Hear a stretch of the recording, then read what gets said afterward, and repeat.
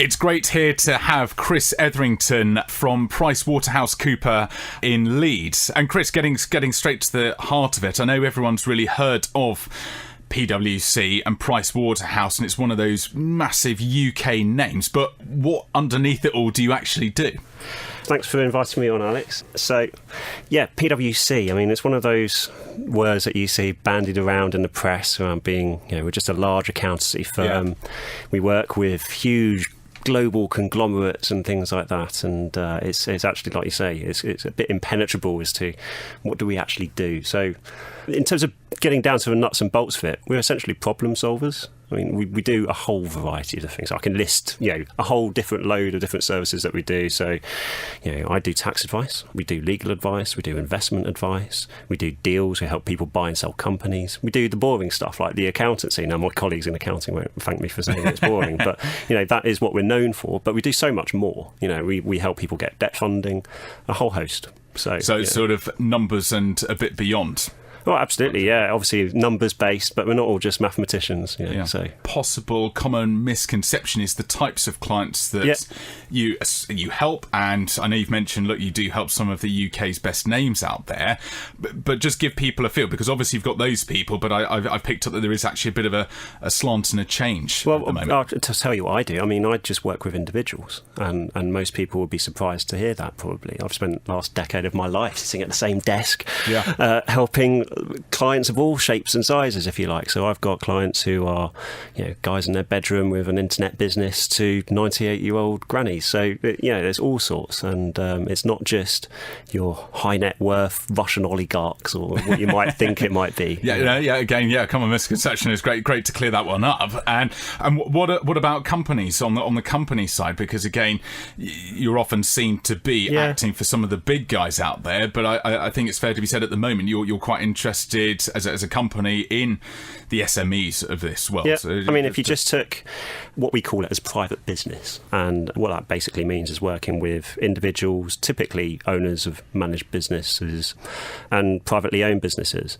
And if you took that out of PwC in itself, that would probably be the 5th largest accountancy firm in the country. Just that bit of PwC is that. I mean, we do a lot.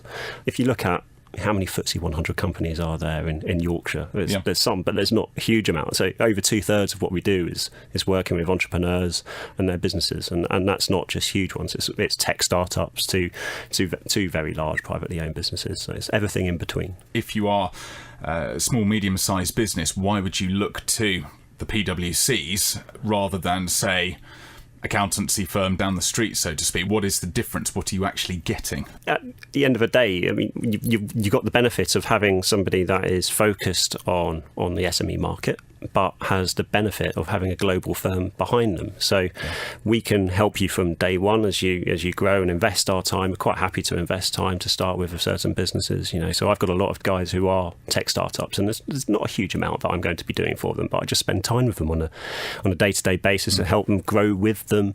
And in the future, there might be an opportunity for me to help them with something. And I suppose from what you previously said, it's the fact that you've got all these different departments and subdivisions and all different types. So say somebody's trying to export to a European country, for example, never done it before. Well, we've got offices all over the world. I can pick up the phone to somebody and find someone over there that can help them with that. Yes, you're getting the PwC network, which you can't obviously get from your high street guy, and you are the one-stop sort of financial spreadsheet shop, so to speak. That's why I said basically we're problem solvers. So if you have a problem with your business, generally I can find an expert, because it's such a big firm. There's usually somebody who does and everything, at least little niche expert. I mean, I've been firm for over a decade. I still don't know what we do. There's so much there. Yeah. But usually, if you pick up the phone, there's somebody that I can turn to or something. And just talk us through, because it's very much a hot topic at the moment, this whole sort of tax avoidance. You've obviously got all the Panama Papers. You've got David Cameron supposedly being caught out, according to some of the papers. Emma Watson, the actress, she again brought it through the Panama company. What's the viewpoint on this? Because again, I think it's very much a misconception when people sort of talk about taxation and the different structures. Talk us through what is legal, what's illegal, what's the grey area. I mean, it's a hot potato, a bit of a minefield to go through, and it obviously sells papers, and that's why it's been all over the press for the last 5 or so years. Before then, I think the tax world was very different. Broadly, the important point to know is tax evasion, and that's the really bad thing. That's illegal. That's the key word. Yep. That's illegal. Now, tax avoidance, that's legal.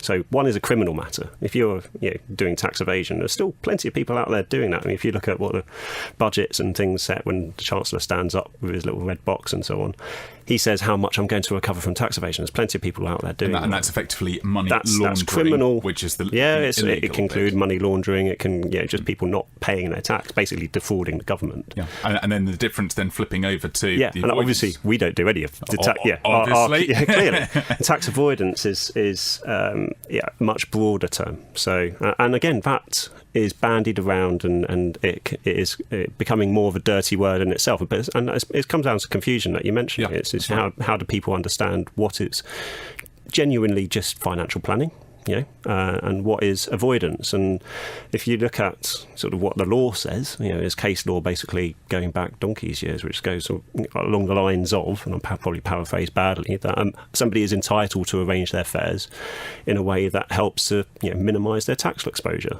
That's perfectly legitimate. But if Parliament didn't intend this to happen, are you manipulating the rules? Are you finding a loophole and exploiting it? Okay. That's tax avoidance in their view, and they don't like that for obvious reasons. It's not what they want.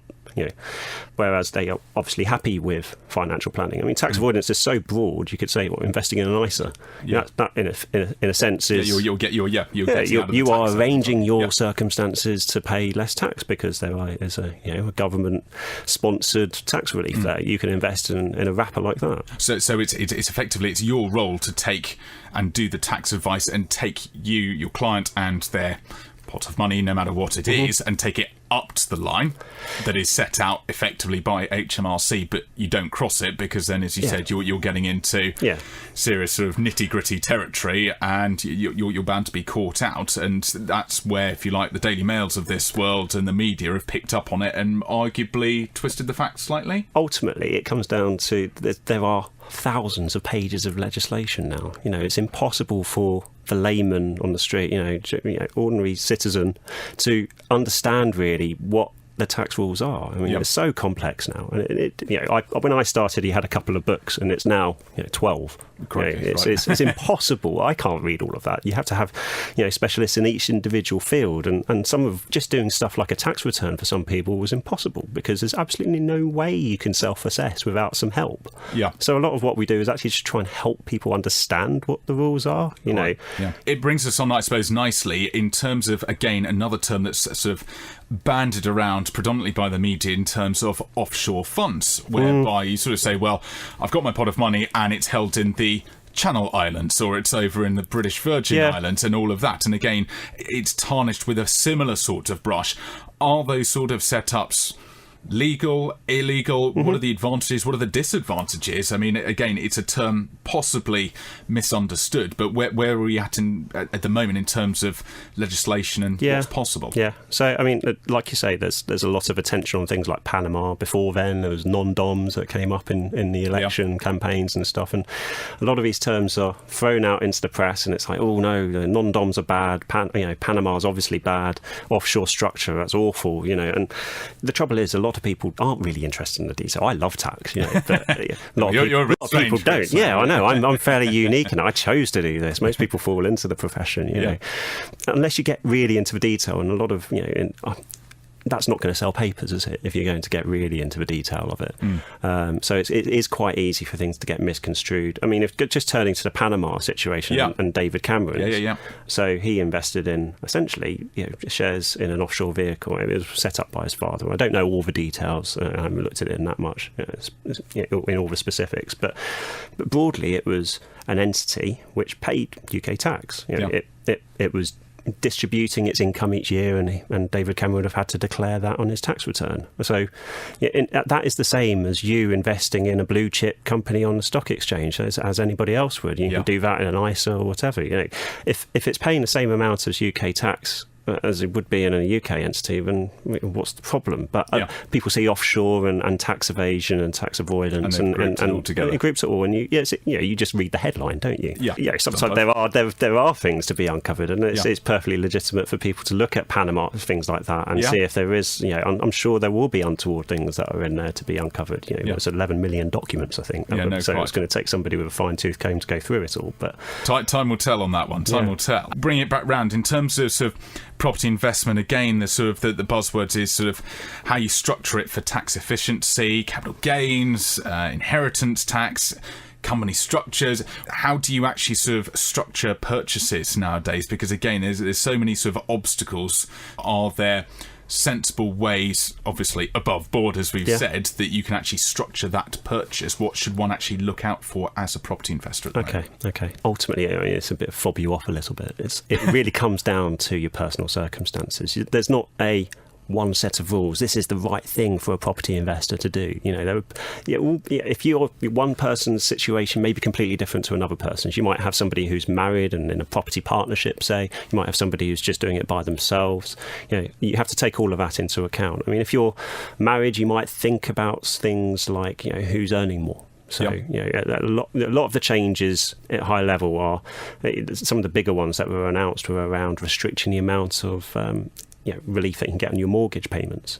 So that's going to be restricted to basic rate. Quite. So 20% relief essentially, whereas in the past you would have got 40%, or if you're an additional rate taxpayer, if you're lucky enough to be one, 45% relief. So that's a big dip in terms of how much it's coming phased in. So over the next couple of years, it will come 75%, 50%, 25%. I won't throw numbers around, but in those circumstances, you might look, well, okay, if my wife isn't earning anything, well, maybe she should own some of the properties. If you're going to acquire some more, maybe she should do it rather than me. The issues with stamp duty land tax are interesting. I mean, you've got obviously this new 3% surcharge. From the people I've spoken to, it's not necessarily something that will change the behaviour that they're looking at. I agree.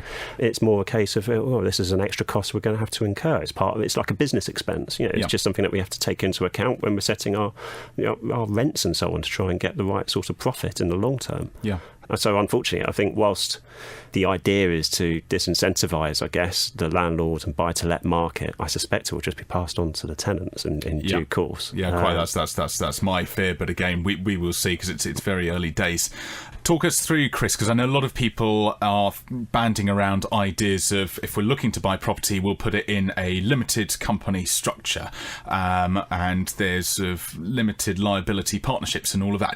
If one is looking to acquire properties, what are the things you actually need to think through in the structures as well? Yeah, well, I mean, you've got to think about what's commercial first, and what's good for you. I mean, there are benefits to being in a company, there are benefits to being in a partnership, things like limited protection's one. But, there's also things like who's going to lend money to me. I mean, it's easy to obtain finance when you're an individual through buy-to-let mortgages. It might start to get harder, but it's my understanding is it's harder to do it through a company than it is. The tax things to think about are, there are some tax changes in. Not all of those tax changes apply to the companies, in particular that mortgage interest one's a big one. So there's a distinction there. If you can get lending through a company, and actually some people are actually so worse off that after these tax changes come through in earnest, once they've been phased in, you could end up making a loss after the tax cost. Right. Okay. So that in itself could mean that you basically there's no point being in business, frankly. So what are you going to do about it? And one of the considerations might be, well, can I incorporate? Well, that might be one route. You've got to think about what the other implications are. The stamp duty, land tax issues, and so on. Like I said before, what you've got to do is look at your individual circumstances and then decide which structure is best from the outset. And take some pretty specialist advice as well. Because again, the great thing with PwC is just so many different departments and areas of expertise. You've just got to declare everything from your personal circumstances and really, I think, hand it over to you guys for you to navigate through. Obviously, I'd be happy to do that. The key thing is taking that sort of advice earlier on rather than later. It's much easier to plan for the future than it is trying to unravel something from the past.